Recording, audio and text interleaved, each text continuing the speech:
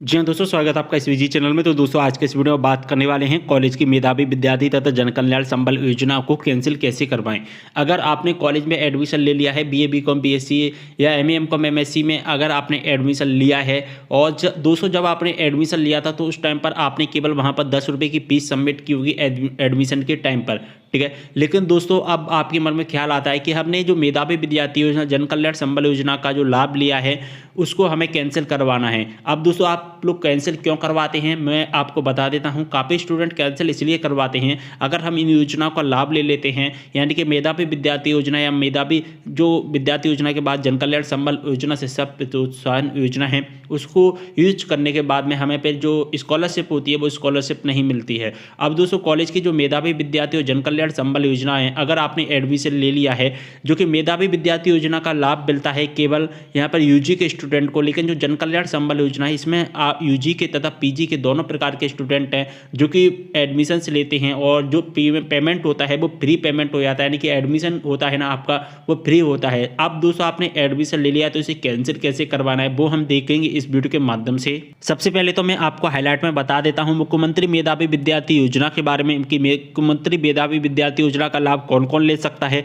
तो यहाँ पर अगर हम देखें मुख्यमंत्री मेधावी विद्यार्थी योजना के बारे में दोस्तों, यहाँ पर सबसे पहले हम यहाँ पर मुख्यमंत्री मेधावी विद्यार्थी योजना के बारे में थोड़ी सी जानकारी देख लेते हैं कि मुख्यमंत्री मेधावी विद्यार्थी योजना का लाभ कौन कौन ले सकता है। तो यहाँ पर हम बात करें जो भी स्टूडेंट अंडर ग्रेजुएट में स्टडी करते हैं जैसा कि बीए बीकॉम बीएससी बीएलएलबी हो गए, इनमें अगर आप अंडर ग्रेजुएट में स्टडी करना चाहते हैं तो आपकी जो एडमिशन फीस होती है वो फ्री कर दी जाती है पूरी की पूरी।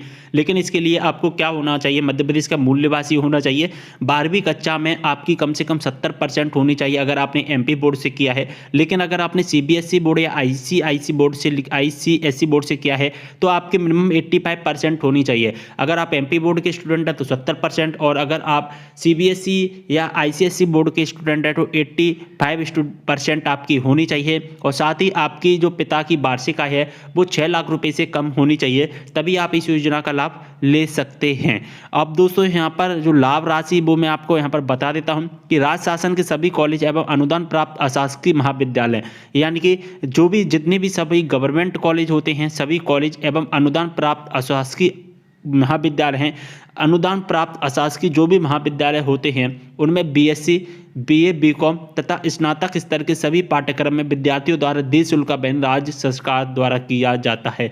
राज्य शासन करता है, पूरे गवर्नमेंट कॉलेज होते हैं, लेकिन जो अनुदान प्राप्त अशासकीय महाविद्यालय होते हैं ना केवल उन्हीं कॉलेज में यहाँ पर बीएससी बीए बीकॉम तथा स्नातक स्तर के जो भी कोर्स होते हैं उनमें जो फीस होती है वो राज्य शासन के द्वारा दी जाती है। ओके, अब यहाँ पर इसके लिए एक आवेदन भरना होता है। जो आवेदन कैसे भरना होता है यहाँ पर लिखा गया है scholarship.portal.mp.nic.in से आपको एक आवेदन करना होगा और इसका जो आवेदन करने के बाद में फिर आपका जो एडमिशन प्रवेश होता है ना वो आपका निःशुल्क हो जाता है। ओके, अगर यहाँ पर हम जन कल्याण संबल योजना के बारे में बात करें तो यहाँ पर आप देख पा रहे हैं मुख्यमंत्री जन कल्याण शिक्षा प्रोत्साहन योजना, इसके बारे में अगर हम थोड़ी सी हाईलाइट देख लेते हैं तो यहाँ पर आप देख पा रहे हैं कि श्रम सेवा के पोर्टल पर पंजीकृत असंगठित कर्मकार की संतान हो, यानी कि आपके पिता का कर्मकार बंडल का श्रम सेवा पर एक रजिस्ट्रेशन होना चाहिए जो कि नगर पालिका या जनपद पंचायत जो भी है आपका नगर निगम वहाँ पर बनाया जाता है।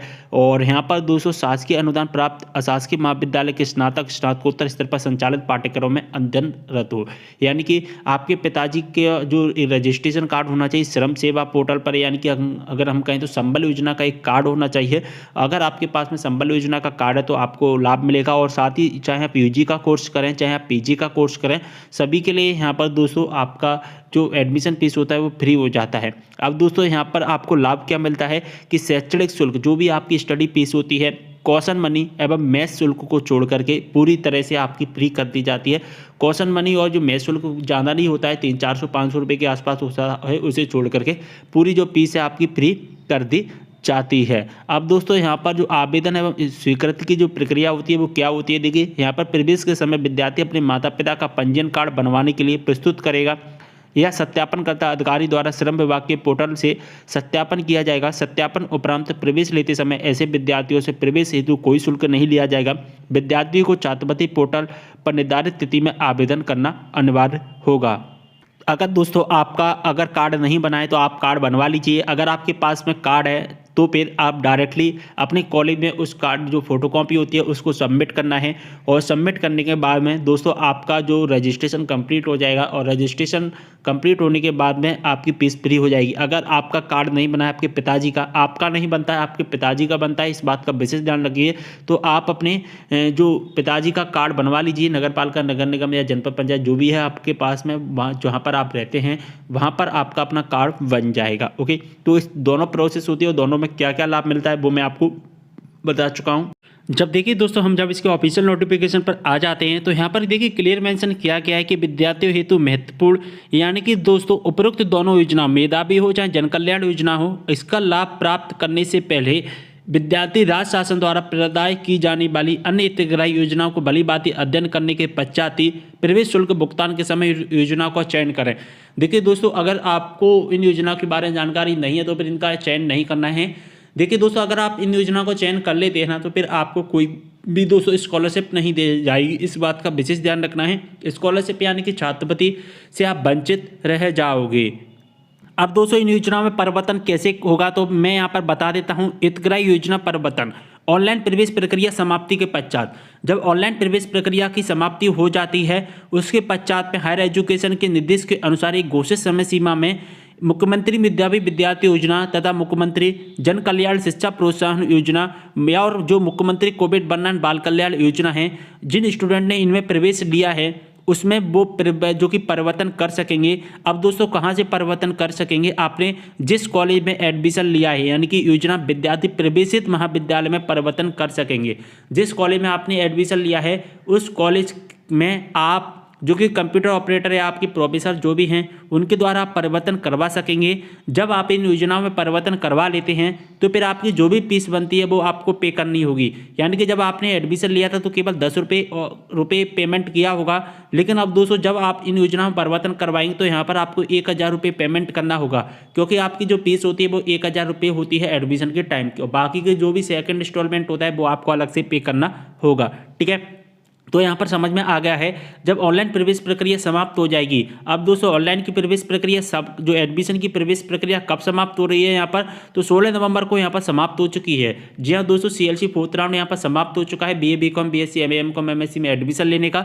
तो 16 नवंबर को यहाँ पर हमारी प्रवेश प्रक्रिया पूरी तरह से समाप्त कर दी गई है। अब जब प्रवेश प्रक्रिया समाप्त हो गई है तो उसके बाद में दोस्तों आपके कॉलेज में लिंक एक्टिवेट कर दिए जाएंगे। तो इसके लिए आपको अपने कॉलेज से ही कॉन्टैक्ट करना होगा। ये पूरी प्रोसेस ऑफलाइन होगी, ऑनलाइन नहीं होगी, इसलिए आप अपने कॉलेज से बार बार कांटेक्ट करते रहिए। अगर आप चेंज करना चाहते हैं इन योजनाओं को तो आपके कॉलेज से ही चेंज होगी और कहीं से चेंज नहीं हो सकती है। ये ऑफिशियल नोटिफिकेशन है हायर एजुकेशन के द्वारा। तो इस ऑफिशियल नोटिफिकेशन में यहाँ पर क्लियर मेंशन किया गया है कि आपने जिस कॉलेज में एडमिशन लिया है केवल वहीं से आप चेंज कर पाएंगे और कहीं से भी आप चेंज नहीं कर पाएंगे। इस बात का विशेष ध्यान रखना है आपको।